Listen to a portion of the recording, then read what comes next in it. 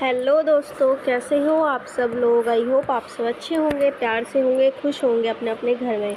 तो आज हम करने वाले हैं क्लास 10th का चैप्टर 2, जिसका नाम है forest and the wild life resources. पिछला चैप्टर हमने जो पढ़ा था रिसोर्सेज एंड डेवलपमेंट, ये चैप्टर उस चैप्टर से हल्का हल्का रिलेट करता है, मतलब दोनों रिलेटेड है, हम बोल सकते हैं। ठीक है, तो बिना टाइम वेस्ट करे हम चैप्टर को स्टार्ट करते हैं। तो कुछ इशू तो नहीं हो रहा ना, दिख रहा है ना सबको। चलो चैप्टर को स्टार्ट करते हैं। देखो, we share this planet with million of other living beings starting with micro organisms and bacteria lichens to banyan tree, elephant and blue whales. इसमें बोला गया है कि सिर्फ ऐसा नहीं है, इस पृथ्वी पे ह्यूमन बींग ही है। ह्यूमन बींग पता ही है, हम सब लोग इंसान। तो इस दुनिया में ऐसा नहीं है कि सिर्फ हम लोग ही है। तो इसमें बोला है वी शेयर दिस प्लैनेट, हम लोग इस प्लैनेट को किस किस के साथ शेयर करते हैं। हमारी तरह बहुत सारे मिलियन ऑफ ह्यूमन बींग्स भी हैं। स्टार्टेड विद माइक्रो ऑर्गेनिज्म, छोटे छोटे कीड़े मकोड़े भी इस दुनिया पे मतलब एग्जिस्ट कर रहे हैं। बैक्टीरियाज भी, ट्रीज़ भी है। Elephant blue whale, elephant blue whales का मतलब यहाँ एलिफेंट इज़ आई वुड से एनिमल्स की बात हो रही है यहाँ पे। तो एनिमल्स की प्रजातियाँ भी है यहाँ पे। और ट्रीज़ मतलब यहाँ पे किसकी बात हो रही है, प्लांट्स की स्पीसीज भी है। तो if we were talk about the earth, so not only humans on earth exist, plant species and animal species also exist on this earth and living beings also. So this entire habitat that we live in has immense biodiversity. We humans, along with all living organisms, form a complex web of ecological system in which we are only a part and very much dependent on this system for our own existence. अब देखो, plant और animal की बात करें तो plant और animals जो है वो हमारी ज़रूरतें हैं। जो हमारी ज़रूरतें क्या है, खाना पीना, ये सब चीज़ हमारी ज़रूरत है। तो इनको रिन्यू कर सकते हैं ईजिली। तो जैसे हम फॉरेस्ट की बात करें तो फॉरेस्ट क्या है हमारे लिए, मतलब फॉरेस्ट जो प्रोडक्शन करता है उसको हम यूज़ करते हैं, है ना। तो क्या हो रहा है, इसमें बोला है कि हम जो ह्यूमंस हैं, लिविंग बींग्स हैं, तो ये इकोलॉजिकल सिस्टम को क्या कर रहे हैं, इन पर पूरी तरह एक तो डिपेंड है, डैमेज कर रहा है इससे पूरी तरह से। इंसान लोग जो है फॉरेस्ट को, इन सब चीज़ों को मतलब नुकसान पहुंचा रहे हैं, इनको इनकी भी कदर नहीं है। तो for example the plants, animal and micro organism recreate the quality of air we breathe. Plant, animals वगैरह जो हम ब्रीथ करते हैं, जैसे हम ऑक्सीजन लेते हैं तो प्लांट्स के थ्रू ही तो क्रिएट होती है वो, है ना। The water we drink and the soil that produce our food without which we can not survive, इनके बिना हम जी नहीं सकते। तो ये सारी चीज़ें कौन दे रहा है, हमें नेचर ही तो दे रहा है। तो forest play a key role in the ecological system as this are also the primary producer on which all other living being depend. तो फॉरेस्ट हमारे जीवन में और इकोलॉजिकल सिस्टम में की रोल यानी इंपॉर्टेंट रोल प्ले करता है। क्यों? क्योंकि सारे लिविंग बींग्स जो है इसके प्रोड्यूस पे डिपेंड होते हैं, प्रोड्यूसर्स पे डिपेंड होते हैं। प्रोड्यूसर कौन है, फॉरेस्ट है। फॉरेस्ट ही तो मतलब इन सब चीज़ों, खाने वगैरह को बना रहा है। तो हम ह्यूमन बींग फॉरेस्ट पे डिपेंड है, ठीक है। Flora and fauna, if you look around you will be able to find that there are some animal and plant which are unique in your area। जैसे अगर तुम किसी चीज़ को ढूंढने की फिराक में निकलो तो तुम क्या है मतलब फाउंड करोगे, तुम्हारे एरिया में ही अलग अलग तरह के प्लांट्स और एनिमल्स होंगे जिन पे तुम्हारा कभी ध्यान नहीं गया हुआ है। In fact India is one of the world richest country in term of the vast Arai of biological diversity. तो इंडिया क्या है, बायोलॉजिकल डाइवर्सिटी के मामले में one of the richest country में से एक आती है मतलब। तो बायोलॉजिकल डाइवर्सिटी कौन बताएगा क्या होता है। बायोलॉजिकल डाइवर्सिटी मतलब बायोटिक ऑर्गेनिज्म, और बायोटिक ऑर्गेनिज्म का मतलब मैंने लास्ट चैप्टर में आपको बताया था। बायोटिक का मतलब लिविंग थिंग्स, तो बायोटिक ऑर्गेनिज्म यानी लिविंग ऑर्गेनिजम्स। तो लिविंग ऑर्गेनिजम्स की हम बात करें तो इनमें बहुत तरह के जानवर भी आ जाएंगे, ह्यूमन बींग्स भी है लिविंग में, है ना। तो अगर हम एनिमल्स की बात करें तो लॉट ऑफ वैरायटी एग्जिस्ट करती है इंडिया में, हमें भी पता है। तो यहाँ यही लाइन बोली गई है, India is one of the world richest country in term of its vast array of biological diversity. This is possibly twice और thrice the number yet to be discovered. तब हमने मतलब इंडेक्स निकाला, तो जैसे हमने तब इंडेक्स निकाला होगा उससे 2 गुना या 3 गुना अब हमें मिलेगी। तो ये already study in detail about the extent and variety of forest and wild life resources in India, इनके बारे में हम अभी पढ़ेंगे आगे। Have realise the importance of this resources in our daily life. क्या पता आपको भी चैप्टर पढ़ने के बाद रियलाइज़ हो जाए क्या, हाँ, इन रिसोर्सेज की importance. These diverse flora and fauna are so well integrated in our daily life that we take this for granted, but lately they are under great stress mainly due to insensitive to our environment. अब इस line का मतलब भी same है, insensitive to our environment मतलब किसी की sensitive skin होती है तो उसका कितना ध्यान से रखना पड़ता है ना, कोई साबुन नहीं लगाना या कुछ नहीं करना। तो ऐसे ही बोला है कि एनवायरनमेंट को एक इनसेंसिटिव चीज़ की तरह लोगों ने ले लिया है। तो इनसेंसिटिव चीज़ यानी जिसका कोई देखभाल नहीं रख रहा, जिसका कोई किसी को ख्याल नहीं है कि आगे चल के अगर ये ना रहा तो क्या होगा। हम करेंगे हमारा टॉपिक कवर। देखो इस चैप्टर में हम टोटल 5 टॉपिक देने वाले हैं। The first topic is conservation of forest and wild life in India. मतलब ह्यूमन बीइंग ने जो फॉरेस्ट ख़राब कर दी है या फिर जो डाइवर्सिटी बिल्कुल गायब हो गई, एक्सटेंट हो गई, जो आज के टाइम पे मिलते नहीं है जानवर वगैरह, तो उन फॉरेस्ट वगैरह को आप कैसे कंजर्व करें, तो ये हम इसमें पढ़ेंगे। देन हमारे पास आता है एक टॉपिक प्रोजेक्ट टाइगर। तो प्रोजेक्ट टाइगर एक इम्पॉर्टेंट प्रोजेक्ट है, हम कह सकते हैं, जिसमें टाइगर्स के लिए कदम उठाए गए कि कैसे टाइगर को इंडिया में सेफ रखा जाए। हम पढ़ेंगे third topic the type and distribution of forest and wild life resources. Most important topic for your exam point of view, बहुत इंपॉर्टेंट टॉपिक है एग्जाम के लिए। तो इसमें हम फॉरेस्ट के टाइप वगैरह पढ़ेंगे और बाकी सब ऐसे ही पढ़ेंगे। और एक टॉपिक आता है कम्युनिटी एंड कंजर्वेशन। इसमें हम पढ़ेंगे कि लोगों ने क्या क्या, गवर्नमेंट ने तो उठाए चलो कदम, लोगों ने क्या क्या कदम उठाए किसके लिए, कंजर्वेशन के लिए। और sacred groups a wealth of diverse and rare species, this is our next topic. तो इसमें हम क्या पढ़ेंगे, देखो मतलब ऐसी चीज़ जो इसलिए सेफ़ है आज के टाइम पे क्योंकि उनको पूजनीय माना गया, इसलिए वो आज के टाइम पे सेफ़ है, वरना वो भी सेफ़ नहीं होती। तो ऐसी चीज़ है। Conservation of forest and wild life in India. सबसे पहले एक क्वेश्चन आ सकता है हमारे पास, why do we need for conservation. फिर हम लिख सकते हैं what is the need for conservation, मतलब हमें कंजर्वेशन करने की, यानी ये जंगल वगैरह और वाइल्ड लाइफ वगैरह को बचाने के लिए मतलब क्यों बचाना पड़ रहा है, क्या कंजर्वेशन करनी पड़ रही है। ऐसे conservation in the background of rapid decline in wild life population and forestry has become essential. Conservation करना, उनको सेव करना वाइल्ड लाइफ पॉपुलेशंस को इम्पॉर्टेंट हो गया, एसेंशियल बन गया। But why do we need to conserve our forest and wild life, लेकिन हमें हमारे जंगल और ये जो जानवर है हमारे देश के, इनको सेव करने की ज़रूरत पड़ क्यों है। तो देखो, conservation preserve the ecological diversity and our life support system water, air and soil. ये हमने इधर पैराग्राफ में भी पढ़ा था कि हमारे लाइफ सपोर्ट सिस्टम है जो वाटर, एयर, सॉइल वगैरह को, तो ये सब हमें कहीं ना कहीं किससे मिल रहा है, जंगल वगैरह से ही मिल रहा है। तो एक तो इसलिए कंजर्व करना है ना, तो यह रीज़न बता रखे हैं कि हमें क्यों कंजर्व करना पड़ता है। तो preserve the ecological diversity and our life support system water, air and soil. Second है preserve the genetic diversity of plant and animal for better growth of species and breeding. तो जेनेटिक डाइवर्सिटी क्या होता है, किसी को पता है?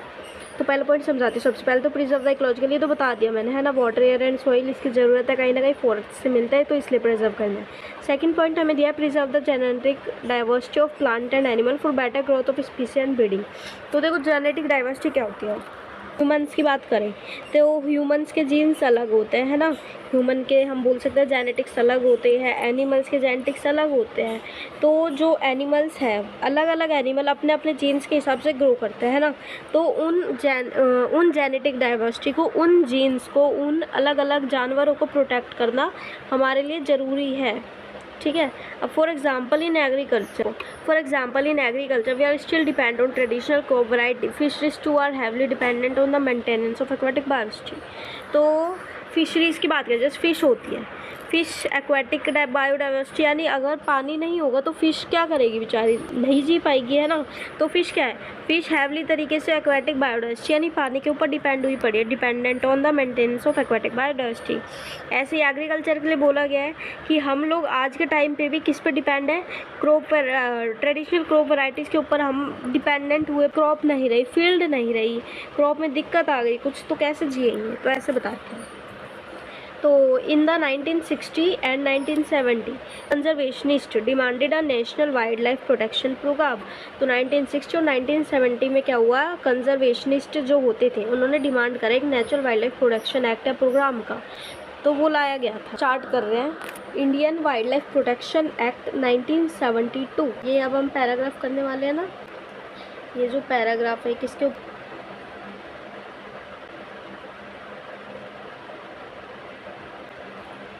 Protection act 1972। तो इसके ऊपर ही लिखा गया है, ठीक है। तो हम चैप्टर को स्टार्ट करते हैं। अब ये वाला डायग्राम हमें पता लग गया किसके ऊपर है। तो ये डायग्राम हमारा लिखा गया है Indian wild life protection act 1972। अब 1972 का मतलब ये है कि जो एक्ट है Indian wild life act protection act, तो ये 1972 में लाया गया। अब वाइल्ड लाइफ हमें पता है क्या होता है। वाइल्ड लाइफ मतलब एनिमल्स की लाइफ, जो जंगली जानवर होता है उनका जीवन। तो प्रोटेक्शन से भी समझ आ रही है कि जंगली जानवरों की मतलब प्रोटेक्शन करने के लिए ये एक्ट को लाया गया कब, 1972 में। Was implemented 1972 with various provision for protecting habitats and also India list of protected species was also publish.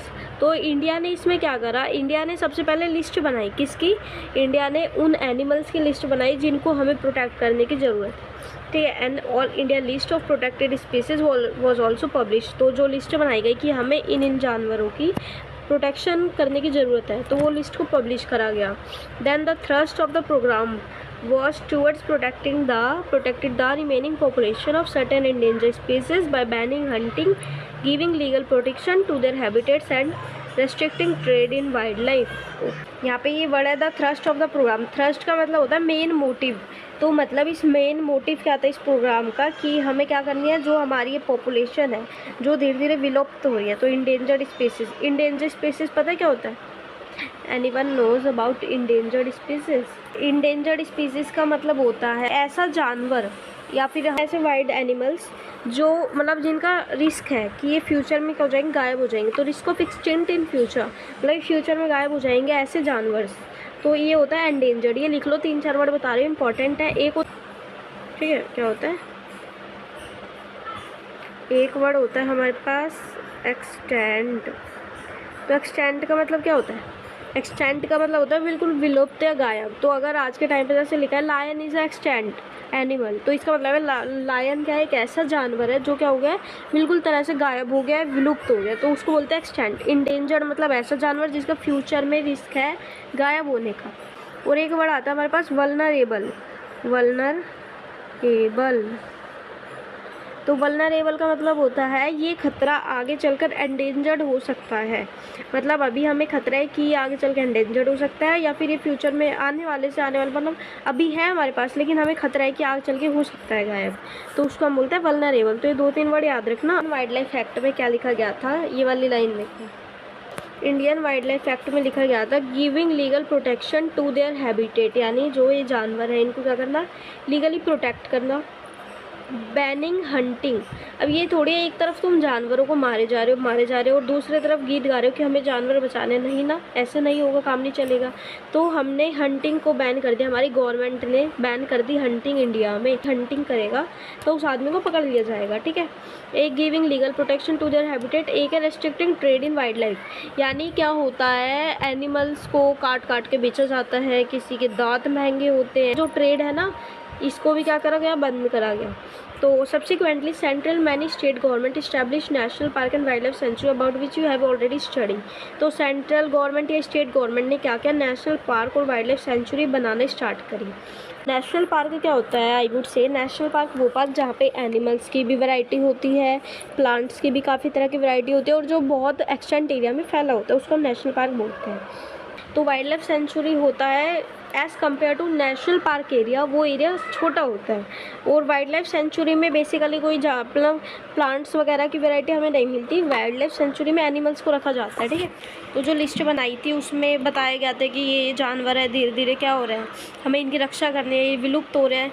तो उन जानवरों को बताया गया है यहाँ पे कि कौन से जानवर हैं। ऐसे देखो, इंक्लूडिंग द टाइगर, धीरे धीरे टाइगर जो है कम हो रहे हैं। The one horn rhinoceros, Kashmir stag और हंगुल।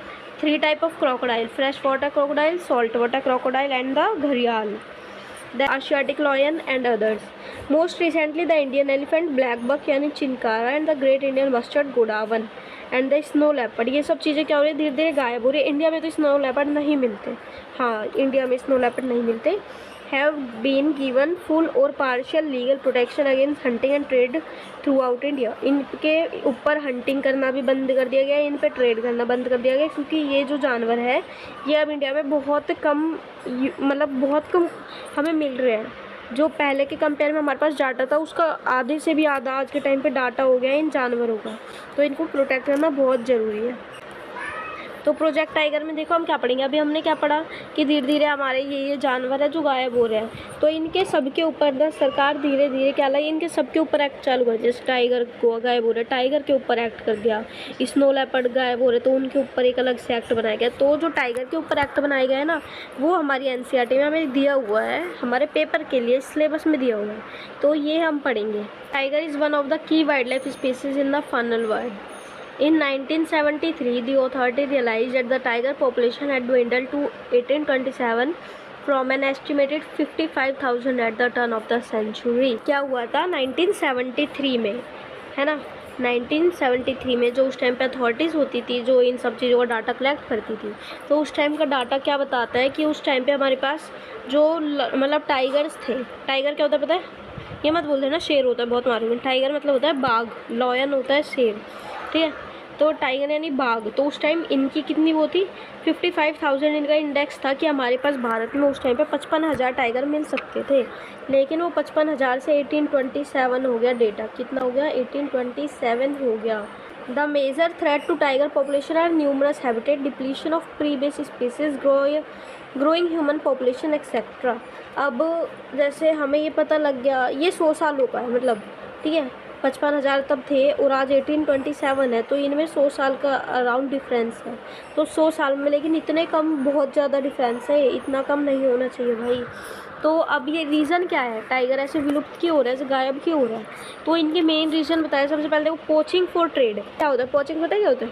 क्या होता है? किसी जानवर को मार के उनको, उनके स्किन्स को या बोन्स को बेचना। किस लिए? प्रॉफिट मिलता है, बहुत महंगे बिकते हैं। टाइगर को मारकर उन मतलब उनकी स्किन्स को, उनकी बोन्स को बेचा जाता है और उससे बहुत ज़्यादा प्रॉफिट कमाया जाता है, ठीक है। अब श्रिंकिंग, और अगर मैं बात करूँ इंडिया और नेपाल जो है ना, यहाँ पे 2/3 of the population, world population की बात कर रही हूँ मैं, टाइगर मिलते थे। लोग आते थे इनका ट्रेड करने के लिए, इनको बेचने के लिए, मतलब इलीगल ट्रेड बोल सकते हैं हम, वो करने के लिए। तो इस वजह से क्या हुआ, पोचिंग फॉर ट्रेड हुई। Then shrinking habitat. Shrinking habitat मतलब होता है जहाँ रहते थे लायन, वहाँ से कम हो रहे हैं क्योंकि वहाँ पे फैक्ट्री बना दी या फिर इंडस्ट्रीज़ बना दी, रोड्स बना दी, कुछ बना दिया। Depletion of pre base species. अब ऐसा तो नहीं है हमारे लॉयन जो हैं वो घास फूस खा लेते हैं, नहीं। तो लॉयन जिन स्पीसीज़ को खाते हैं ना, जैसे हिरन हो गया या गाय भी खाता है शेर, तो गाय हो गई, ये सब चीज़ें जो है मतलब लायन खाता है, ये सब चीज़ें भी क्या हो गई, कम हो गई। इनमें भी डिप्लीशन आ गया, इनमें भी गिरावट हो गई, ये सब चीज़ें भी कम मिलती हैं। तो बेचारा क्या खाएगा, पतला हो जाएगा, है ना। तो ये भी एक रीज़न है उसका गायब होने का यहाँ से। Then growing human population. ऊपर से जनता जैसे जैसे बढ़ रही है, वो ज़मीनें खरीद रही है, ज़मीनों पर कुछ बना रही है। शेर रहेगा का हमारे बीच थोड़ी रहेगा। Trade off tiger skin and the use of their bone in traditional medicine. तो इनकी स्किन और बोन्स क्यों बेची जाती थी? क्योंकि लोग इनसे क्या करते थे, ट्रेडिशनल दवाइयाँ बनाते थे। Specially in the Asian countries left the tiger population on the verge of extension. तो बहुत ज़्यादा एक्सटेंशन पहले अमाउंट थी, लेकिन क्या हो गया, अब लेफ्ट हो गए, कम हो गई एशिया कंट्री में इसकी पॉपुलेशन, इसी वजह से, क्योंकि ये स्किन्स को और बोन्स को बेचते हैं और उसकी ट्रेडिशनल मेडिसिन बनती है, तो उनको तो प्रॉफिट होता है। Then since India and Nepal provide habitat to about 2/3 of the surviving tiger population in the world, this two nation became prime target for poaching and illegal trading. अभी मैंने आपको बताया ना, इंडिया और नेपाल में 2/3 of the world population tiger exist करती थी। तो ये दोनों नेशन क्या थे, ये प्राइम टारगेट थे, मतलब किसी को हंट करना होता था, किसी को बेचना होता था, तो सबसे पहले दिमाग में आएगा इंडिया और नेपाल चलते हैं, वहाँ पे मिलेंगे टाइगर हमें।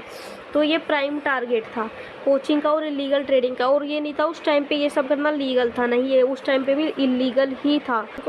तो ये तो रीज़न हो गया श्रिंकिंग, डिप्लीशन ऑफ प्रे, ठीक है।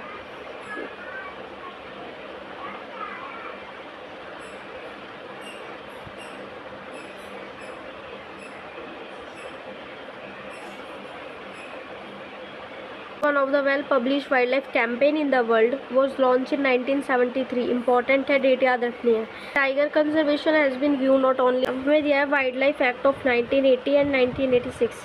अब इसमें क्या बताया गया था, इसमें several 100 butterflies, moths, beetles and one dragonfly have been added to the list of protected species. अब इसमें क्या किया सेंट्रल गवर्नमेंट ने हमारी, किसने, सेंट्रल गवर्नमेंट ने क्या करा, एनिमल्स को प्रोटेक्ट करने के लिए, जैसे बटरफ्लाई हो गई, ड्रैगन हो गए, ड्रैगन फ्लाई, इंसेक्ट्स हो गए छोटे मोटे, इनको भी बचाने के लिए कुछ कुछ कदम उठाई, लिस्ट बनाई, द लिस्ट ऑफ प्रोटेक्ट कि हमें इनको अब प्रोटेक्ट करना है। पहले किसकी लिस्ट बनाई थी, लेपर्ड की बनाई थी, स्नो लेपर्ड की, टाइगर की, घड़ियाल की, इन सब की लिस्ट बनाई थी। अब छोटे छोटे जानवर की भी लिस्ट बन रही है। 1991 में क्या हुआ, for the first time plant was added to the list starting with 6 species. Okay, तो 1991 में पहली बार प्लांट को भी इस लिस्ट में ऐड किया गया। प्लांट्स की 6 स्पीसीज थी जिनको ऐड किया गया, ठीक है। दिया type and distribution of forest and wild life resources, बहुत इंपॉर्टेंट टॉपिक है, मैं बोलूँगी ज़रूर क्वेश्चन आएगा यहाँ से हमारा ना, मतलब 110% क्वेश्चन आएगा टाइप ऑफ फॉरेस्ट का। तो फॉरेस्ट अभी पढ़ेंगे, पहले ये पैराग्राफ हमने पढ़ा नहीं था, एक बार ये पढ़ लेते हैं। तो थर्ड ऑफ द पॉपुलेशन जो इंडिया नेपाल में एग्जिस्ट करती थी, तो हमें मतलब सेंट्रल गवर्नमेंट ने बहुत सारे प्रोजेक्ट अनाउंस करे प्रोटेक्ट करने के लिए एनिमल्स को, तो उनको सेव करने की और प्रोटेक्शन की बहुत ज़रूरत थी। तो इसलिए हमने इंडिया में क्या क्या बनाया उसके बारे में पढ़ते थे। Corbett national park in Uttarakhand में क्या हुआ, कॉर्बेट नेशनल पार्क बनाया गया। Then Sundarban national park in West Bengal में बनाया गया। बांधवगढ़ नेशनल पार्क मध्य प्रदेश में बनाया गया। Sariska wild life sanctuary in Rajasthan में बनाई गई। Manas tiger reserve in Assam में बनाया गया। Periyar tiger reserve in Kerala में बनाया गया। टाइगर रिजर्व होते हैं जहाँ पे सिर्फ टाइगर को सेव करने के लिए, मतलब प्रोटेक्शन देने के लिए बनाई गई है वो जगह। वाइल्ड लाइफ सेंचुरी जहाँ एनिमल्स होंगे, प्लांट नहीं होंगे। नेशनल पार्क बहुत बड़ी जगह होगी, प्लांट एनिमल्स सबको सेव किया जाएगा, ठीक है। तो even if you want to conserve our vast forest and wild life resources, it is ज़्यादा difficult to manage, control, regulate them. ने पहले सारे पेड़ पौधे या फॉरेस्ट वगैरह सारा उनका एरिया ख़राब कर दिया। अब हमें समझ आ रही है, बुद्धि आ रही है कि हमें इनको कंजर्व करना चाहिए। तो अभी हमारे लिए क्या होगा, मुश्किल होगा कंट्रोल करने में, रेगुलेट करने में। क्यों? क्योंकि भाई तो वो चीज़ सही थी, तुमने उसको पूरी बिगाड़ दी। अब वो बिगड़ी पड़ी है तो तुम उसको सुधारने चल रहे हो। वाह भैया, ऐसा थोड़ी होता है। Much of its forest and wildlife resources are either owned and managed by the government through the forest departments। तो wildlife resources को मतलब resources वगैरह जो हैं तो ये मैनेज की जाती है गवर्नमेंट के फॉरेस्ट डिपार्टमेंट के थ्रू, जिसके थ्रू गवर्नमेंट के फॉरेस्ट डिपार्टमेंट के थ्रू और भी गवर्नमेंट डिपार्टमेंट होते हैं जिनके थ्रू ये क्या होता है, सेफ या मैनेज करे जाते हैं, प्रोटेक्ट करे जाते हैं। मैं बार बार बोल रही हूँ, बहुत इंपॉर्टेंट है ये भाई, पढ़ लेना ज़रूर। यहाँ से मतलब क्वेश्चन आएगा ही आएगा, इधर से क्वेश्चन आएगा, ठीक है। Reserve forest, more than half of the total forest land has been declared reserve forest. Chapter में तब हमने पढ़ा था, और रिसोर्सेज एंड डेवलपमेंट चैप्टर में मैंने फॉरेस्ट लैंड बताया था फॉरेस्ट पॉलिसी के थ्रू, आई थिंक।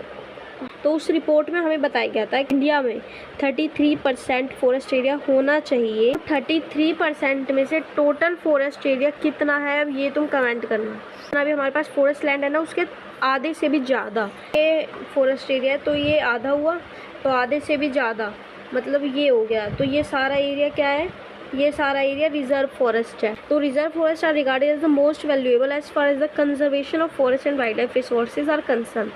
तो रिजर्व फॉरेस्ट मतलब ये फॉरेस्ट एरिया रिजर्व्ड है, यहाँ पे कोई नहीं आ सकता, ठीक है। इसको रिज़र्व कर दिया गया है। जैसे हम कहीं होटल वगैरह में खाना खाने जाएं तो हम कॉल करते हैं कि हम आज खाना खाने आ रहे हैं, तो सीट रिज़र्व कर दो, तो वो सीट रिज़र्व कर देते कि ये सीट इसके नाम पे रिज़र्व है, यहाँ कोई दूसरा बंदा नहीं बैठ सकता है ना, ऐसे ही होता है। तो ऐसे ये फॉरेस्ट एरिया रिज़र्व है, यहाँ कोई नहीं आ सकता। अब ये फॉरेस्ट के लिए एरिया रिज़र्व हो चुका है, यहाँ पर जंगल ही रहेगा। वैल्यूएबल चीज़ हमारे लिए रिसोर्सेज, हमारे आई वुड से प्लांट स्पीसीज़, एनिमल स्पीसीज़, ये सब चीज़ें तो हमारे लिए वैल्यूएबल है, सबसे ज़्यादा कीमत रखती है। तो मोस्ट वैल्यूएबल चीज़ें जो है ना वो इस फॉरेस्ट में है, इस वजह से हम इधर किसी को एंट्री नहीं दे रहे, ऐसा बोला जाता है। तो प्रोटेक्टेड फॉरेस्ट क्या होता है, protected forest almost 1/3 of the total forest area. अब ये बचा, अब ये इतना हो गया, अब ये जो इतना एरिया है ना ये है 33%, मान लो 33% एरिया क्या है, प्रोटेक्टेड फॉरेस्ट है। तो प्रोटेक्टेड फॉरेस्ट क्या होता है, almost 1/3 of the total forest area is protected forest as declared by the forest department, जो कि फॉरेस्ट डिपार्टमेंट डिक्लेयर करता है कि ये 1/3 एरिया जो है टोटल फॉरेस्ट एरिया है। This forest land are protected from any further depletion, मतलब जहाँ पर ऑलरेडी बहुत डिप्लीशन हो चुका है, एक्सप्लॉयटेशन हो चुका है, और अब नहीं होने देना हमें। हम बोल रहे हैं कि अब हम नहीं होने दे सकते यहाँ पे ऐसा, मतलब कुछ खराबी, अब हम इसको सेव करेंगे, तो तुम यहाँ मत आओ, ठीक है। तो वो प्रोटेक्टेड फॉरेस्ट होता है, मतलब पहले से वो ज़मीन जो ख़राब हो चुकी है उसको अब हम सेव करेंगे, प्रोटेक्ट करेंगे। प्रिजर्व फॉरेस्ट वो ज़मीन जहाँ पे मोस्ट वैल्यूएबल चीज़ें यानी हमारी स्पीसीज़ वगैरह कंजिस्ट करती है, इस वजह से किसी को एंट्री नहीं मिलती। इन दोनों को मिला दे, ठीक है, reserve forest plus protected forest, तो ये बनता है हमारे पास परमानेंट फॉरेस्ट प्लस दोनों मिलके क्या बन जाते हैं, परमानेंट। अब है हमारे पास अनक्लास फॉरेस्ट हो। अनक्लास फॉरेस्ट वो फॉरेस्ट होता है जो मतलब किसी आदमी के नाम पे है या गवर्नमेंट के नाम पे है, तो वो अनक्लास फॉरेस्ट होता है। तो they are other forest and wasted and belonging to both government and private individual and community, ठीक है। देन हमें डेटा वगैरह दे रखा है, यहाँ देखने को reserve and protected forest are also refer to as permanent forest, इनको परमानेंट फॉरेस्ट ही बोलते हैं। Maintain for the purpose of producing timber and other forest produce, timber लकड़ी होती है बेसिकली पेड़ की, और अदर फॉरेस्ट प्रोड्यूस ये सब चीज़ें प्रोड्यूस होती है यहाँ से। And for protective region, protective regions के लिए ये सब पढ़ लिया हमने। देखो Madhya Pradesh has the largest area under permanent forest. अब देखो इतना सारा वैसे तो यहाँ डाटा दिया हुआ है, लेकिन मैं ये नहीं बोलूँगी सारा याद करो, बट सबसे इम्पॉर्टेंट डेटा है मध्य प्रदेश वाला, तो इसको ज़रूर याद करना, बाकी चाहे करो मत करो। प्रदेश क्या है, has the largest area under permanent forest, तो मध्य प्रदेश के अंडर परमानेंट फॉरेस्ट कौन सा होता है, रिजर्व प्लस प्रोटेक्टेड, दोनों मिला के जो एरिया बनता है वो होता है परमानेंट फॉरेस्ट। और इंडिया में परमानेंट फॉरेस्ट मध्य प्रदेश में सबसे ज़्यादा है। Then 75% of its total forest area कितना है, 75, तो 100 में से 75% मध्य प्रदेश के पास है, ठीक है। अब दे रखा है Jammu Kashmir, Andhra Pradesh, Tamil Nadu, Uttarakhand, Kerala, west Bengal and Maharashtra have largest percentage of reserve forest. Reserve forest पता है जो ऑलरेडी रिजर्व होता है ना, तो लार्जेस्ट परसेंटेज में रिजर्व फॉरेस्ट इनके पास है सबके। साउथ की भी है यहाँ पे, नॉर्थ की भी अलग अलग है। Bihar, Haryana, Punjab, Himachal Pradesh, Orissa and Rajasthan have a bulk of its under protected forest. Bulk क्या होता है, बल्क आई वुड से bulk refers to the a thing which is in use quantity, तो बल्क मतलब होता है कोई चीज़ भारी मात्रा में, ज़्यादा मात्रा में, ठीक है। तो प्रोटेक्टेड फॉरेस्ट ज़्यादा मात्रा में कहाँ पे है, उड़ीसा, राजस्थान, हरियाणा, हम बोल सकते हैं मतलब नॉर्थ साइड है ना। Eastern state and part of Gujarat have a very high percentage of their forest as unclassified forest manage by local community में, और नॉर्थ ईस्टर्न स्टेट्स में क्लास फॉरेस्ट ज़्यादा है। तो अनक्लास फॉरेस्ट हमें गुजरात और नॉर्थ ईस्टर्न साइड मिलेंगे। बिहार, हरियाणा साइड हमें प्रोटेक्टेड फॉरेस्ट ज़्यादा मिलेंगे। अगर हम रिजर्व फॉरेस्ट की बात करें वो जम्मू कश्मीर, वेस्ट बंगाल, आंध्र प्रदेश, तमिलनाडु साइड ज़्यादा मिलेंगे। और अगर हम परमानेंट फॉरेस्ट की बात करें, around 75% of the forest area Madhya Pradesh cover करता है परमानेंट फॉरेस्ट एरिया, ठीक है। Community and conservation, community and conservation में बेसिकली हम बात करेंगे मूवमेंट या आंदोलन या ऐसी जगह जो कि कम्युनिटी के थ्रू बनाई गई है, प्रोटेक्ट करी गई है, ठीक है। Conservation strategy are not new in our country. We often ignore that in India, forests are also home to save of the traditional community. In some area of India, local communities are struggling to conserve their habitat along with the government official recognizing that only this will secure their own long term livelihood. इसमें बोला है, ये बोला conservation strategy जो है India में new तो है नहीं हमारी कंट्री में, और हम इसको इग्नोर भी नहीं कर सकते क्योंकि जो हमारी कम्युनिटी है वो गवर्नमेंट के साथ मिल के हमारी मतलब फॉरेस्ट्री को, नेचर को, एनवायरनमेंट को प्रोटेक्ट करने में लगी हुई है। सरिस्का टाइगर अलवर में ही पड़ता है, 30 किलोमीटर दूर है। तो in Sariska tiger reserve Rajasthan villager have fought against mining by citing the wild life protection act. समझ आई? In many areas, villagers themselves are protecting habitat and explicitly rejecting government involvement. आसपास के गांव के कुछ लोग थे तो उन्होंने क्या करा, कम्युनिटी हम बोल सकते, तो यहाँ पे माइनिंग करने जा रहे थे लोग। तो जो लोग माइनिंग करने जा रहे थे ना, तो राजस्थान मतलब ये सरिस्का के आसपास जो लोग थे, इन्होंने वाइल्ड लाइफ प्रोटेक्शन एक्ट के बारे में बोला कि हम वाइल्ड लाइफ प्रोटेक्शन एक्ट के अंदर इस जगह को प्रोटेक्ट कर रहे हैं, तो तुम यहाँ पे माइनिंग मत करो। तो इन लोगों ने क्या करा, इस जगह को बचाई और इन्होंने सरिस्का टाइगर रिजर्व यहाँ पे बना दिया। किसके लिए? टाइगर्स के लिए, कि यहाँ अब टाइगर है जो रहेंगे। तो है ना, ये यहाँ पे टाइगर रहते भी हैं। तो फोटो मैं आपको दिखाती, मैंने लगाई भी थी, देखो ये है हमारे पास सरिस्का, दिख रहा है ये है सरिस्का, ऐसे टाइप का है कुछ हमारा सरिस्का। और भी है, ये है देखो, ये भी सरिस्का की फ़ोटो है। देखो सरिस्का में ऐसे टाइगर रहते हैं, टाइगर्स के लिए तो बनी है ना। 5 villages in Alwar district of Rajasthan have declared 1200 hectare of forest as the Bhairodev Dakav sanctuary. Alwar district के आसपास जो 5 गांव थे ना, उन लोगों ने सबने मिलके 1200 हेक्टेयर ज़मीन, इसमें हम भैरोदेव डाकव सेंचुरी बनाएंगे। सेंचुरी मतलब पता है ना, वो वाली सेंचुरी नहीं, क्रिकेट वाली सोच रहे हो भाई। सेंचुरी मतलब ये वाली सेंचुरी, SANCTUARY वाली, ठीक है। ये वाली सेंचुरी बनाएंगे। बेसिकली जानवर वगैरह ही रहते हैं। 1200 हेक्टेयर की ज़मीन लोगों ने क्या करी, लोगों ने 1200 हेक्टेयर की ज़मीन ऐसे ही नाम कर दी सेंचुरी। यार बहुत बड़ी बात होती है, कोई आजकल अपनी 5 गज ज़मीन नहीं छोड़ता, ये इतनी ज़मीन दे रहे बेचारे। और रूल्स विच डू नॉट, अब देखो इन्होंने यहाँ पे कुछ रूल्स एंड रेगुलेशन सेट करे इस सेंचुरी में, which do not allow hunting, यहाँ पे कोई हंटिंग नहीं करेगा, and protecting the wild life against any outside encroachment. हम यहाँ पे वाइल्ड लाइफ को प्रोटेक्ट कर रहे हैं, तो इसके अगेंस्ट आके कोई भी बाहर का हमें ज्ञान ना दे। अब हमारे पास है चिपको मूवमेंट। चिपको मूवमेंट क्या हुआ था, बेसिकली वहाँ पे काटने जाते हैं डेफोरेस्टेशन के अगेंस्ट, पेड़ काटने के लिए जंगल में मतलब गए कॉन्ट्रैक्टर्स वगैरह, तो तब वो पेड़ काट रहे थे ना, तो वहाँ के लोग पेड़ों पे ऐसे हक कर ले और उसमें चिपक गए, और उन्होंने बोला कि अगर तुम्हें ये पेड़ काटना है तो तुम हमें काटो, ये पेड़ कटेंगे। तो उन्होंने ऐसे पेड़ों को प्रोटेक्ट करा। तो चिपको आंदोलन की फ़ोटो दिखाती हूँ, देखो ये लोग ऐसे पेड़ों पे चिपक गए थे, ये है चिपको आंदोलन की फ़ोटो, ठीक है। तो चिपको आंदोलन मूवमेंट इन द हिमालय में हुआ था, किसके थ्रू हुआ था पता है, सुंदरलाल के थ्रू किया गया था। Chipko successfully resisted deforestation several area but has also shown that community after afforestation with indigenous species can enormously successful. इसमें ये बोला है कि हिमालय में जो चिपको मूवमेंट हुआ, इसने सिर्फ यही शो नहीं किया कि कैसे डेफोरेस्टेशन के अगेंस्ट लोग लड़े, इसमें ये भी बताया कि कम्युनिटी ने कैसे मतलब एफोरेस्टेशन को सपोर्ट किया, और काफ़ी सारी स्पीसीज़ वहाँ पे आज भी बिलोंग करती है, इसीलिए सक्सेसफुली जी रही है। Think to revive the traditional conservation method और developing new method of ecologically farming are now widespread. तो यहाँ पे देखो, अब बीज बचाओ आंदोलन बेसिकली तहरी और नवधनी जगह थी, यहाँ पे हुआ था। यहाँ पे कुछ फार्मर्स ने और सिटीजन्स ग्रुप ने ये किया था, और उन्होंने बोला था कि हम क्रॉप प्रोड्यूस करेंगे, यानी चीज़ें उगाएंगे, लेकिन बिना किसी सिंथेटिक केमिकल को यूज़ करे हुए।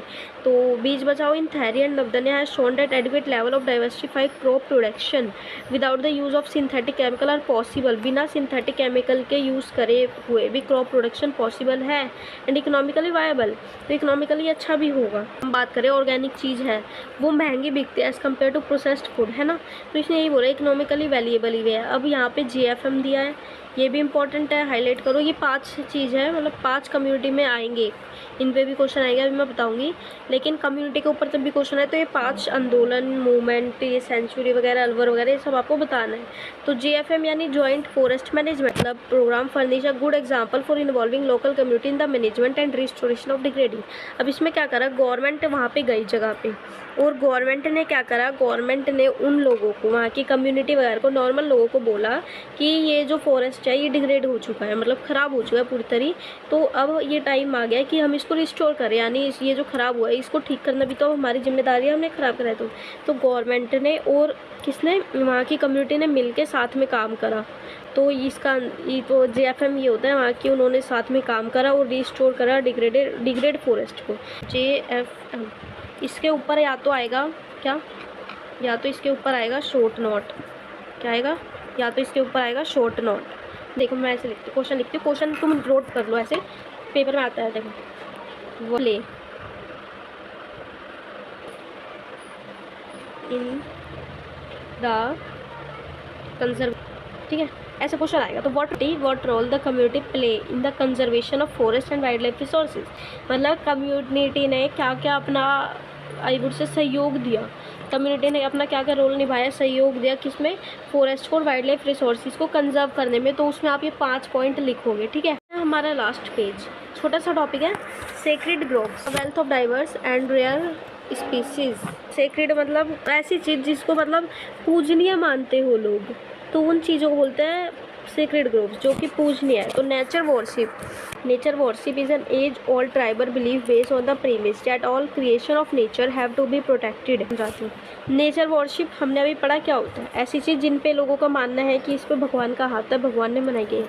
तो पहले के टाइम पे जो ओल्ड ट्राइबल लोग होते थे ना, वो ये सब चीज़ों में बिलीव करते थे, तो वो इन पे बिलीव करते थे, इस वजह से वो मानते थे कि जो ये नेचर है ये क्रिएट किसके थ्रू किया गया है, गॉड के थ्रू। तो वो क्या करते थे, इसको प्रोटेक्ट करते थे। आज के लोग नहीं करते ऐसा, पहले के टाइम पे बिलीव था कि गॉड के थ्रू बनाई गई है, तो इसको हमें प्रोटेक्ट करना चाहिए। पहले लोग मानते भी थे और उनका ध्यान भी रखते थे, तभी तो 50,000 टाइगर उस टाइम मिल रहे थे, है ना। अब such belief has preserve several virgin forest in pristine from called sacred groves. अब ऐसे बिलीफ्स की वजह से क्या हुआ, वर्जिन फॉरेस्ट क्या होता है पता है, देखो वर्जिन फॉरेस्ट मतलब वो फॉरेस्ट जिनको किसी ने कभी छुआ ना हो या फिर अनएक्सप्लॉइट हो, है ना। अनएक्सप्लॉइट मतलब पता है ना, एक्सप्लॉइट कोई चीज़ पूरी तरह से ख़राब हो जाती है, और अनएक्सप्लॉइट मतलब उसी को किसी ने हाथ नहीं लगाया, वो ख़राब नहीं है, वो बचा हुआ है इसी वजह से। तो ये बिलीव्स जो थे कि ये भगवान के थ्रू बनाई गई है, तो इसकी वजह से ये प्रिजर्व हो रहे थे हमारे फॉरेस्ट। तो इसी को हम क्या बोलते हैं, सेक्रेड ग्रोव्स बोलते हैं, forest of god and goddesses. अब दिस पैचेस ऑफ फॉरेस्ट और part of large forest have been left untouched by the local people and any interference with them is ban. उनके साथ कोई छेड़छाड़ करना, यानी उन पेड़ों के साथ छेड़छाड़ करना भी बैन था उस टाइम पे। और ये बड़े जंगल थे, लेकिन फिर भी लोग जा जा के कुछ मतलब लकड़ी नहीं काटते थे, नहीं करते थे वहाँ पे, मतलब इज्जत करते थे उन चीज़ों की। अब certain society have a particular tree which they have preserve from the time immemorial. तो हर सोसाइटी के अपने अपने कुछ सैक्रेड चीज़ें थी, तो वो बता रखे सैक्रेड ट्रीज़। तो वो जो मुंडास और संथल रेबेलियन हमने पढ़ा है ना, संथल कम्युनिटी, मुंडा कम्युनिटी, ये छोटा नागपुर रीजन की तरफ के साइड के थे। तो यहाँ पे वर्शिप की जाती थी महुआ एंड कदम्बा ट्री की। अब tribals of Orissa and Bihar worship the tamarind and mango. Orissa और बिहार में आम के पेड़ और इमली का पेड़, इनकी मतलब इनको माना जाता था भगवान के थ्रू ड्यूरिंग वेडिंग। सारे लोग हमारी तरह जो पीपल के पेड़ को और बैनियन ट्री को क्या है, सैक्रेड मानते हैं, यानी पूजनीय मानते हैं। क्यों, आज के टाइम में आप देखते हैं जैसे पेड़ है, पीपल का पेड़ हो गया, इन पे आसपास धागा बांधते हैं लोग पेड़ों पे, है ना। तो कुछ कुछ मतलब वो होता है, अगर धूप बत्ती लगा देते हैं, तो सबके अपने अपने कुछ कल्चर्स हैं।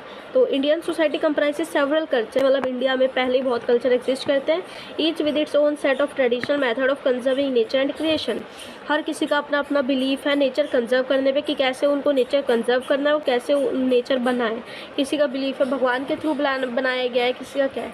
तो sacred quality are often ascribed to spring, mountain, peak, plant and animal which are closely protected. ये जो सैक्रेड है, जो पूजनीय है, वो सिर्फ पेड़ों को माना गया है। सैक्रेड काफ़ी सारी चीज़ें मानी गई है। स्प्रिंग मौसम को सैक्रेड माना जाता है। माउंटेन पीक्स जैसे रिवर की बात करते हैं, गंगा नदी पूजनीय माना जाता है। प्लांट जैसे अभी हमने बात करी पीपल का पेड़। एनिमल में इंडिया में तो गाय है पूजनीय, है ना। You will find troop of macaques and langur around many temple.